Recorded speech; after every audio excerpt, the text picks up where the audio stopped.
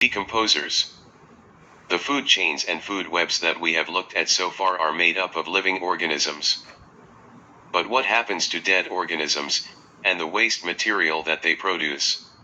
What happens to parts of an organism that don't get eaten, such as that apple core you throw away, or those leftover fries that you put into the waste bin? All of these substances contain organic matter. Many microorganisms can break down, decompose, organic matter. This is where they get their energy. Organisms that get their energy by breaking down dead bodies and waste from animals and plants are called decomposers. Earthworms, fungi, some insect larvae and bacteria are decomposers. How do decomposers feed? Inside your digestive system, you produce enzymes that break down large molecules, such as starch and protein, in your food into small ones. The small molecules can then be absorbed through the walls of your digestive system, and get into your blood. Decomposers also produce enzymes. But many decomposers do not have digestive systems. How a fungus breaks down bread. The fungus is made of many tiny thread-like structures, called hyphae. The hyphae produce enzymes that digest the starch and protein in the bread around them. The small molecules that are produced can then diffuse into the hyphae.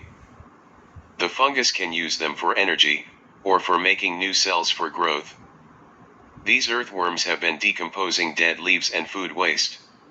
They are turning it into compost that can be used to help new plants grow. Hyphae produce enzymes that break down the starch in the bread to sugar. The importance of decomposers. Many people feel a little bit sick when they see decomposers feeding. We feel repulsed by them because it stops us eating something that could make us ill. But decomposers are really important. Imagine what would happen if there were none. All the dead bodies and waste material, including animal faces, would just pile up on the earth. They would never disappear. When decomposers break down dead bodies and waste, they make it possible for the atoms in them to be reused by other organisms. For example, the worms in a compost heap break down dead leaves. Molecules and atoms released from the dead leaves can be used by new plants growing in the compost. The worms themselves get energy from the dead leaves.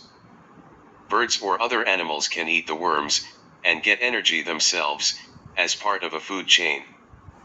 So nothing is wasted. Decomposers are organisms that get their energy from dead organisms or their waste products.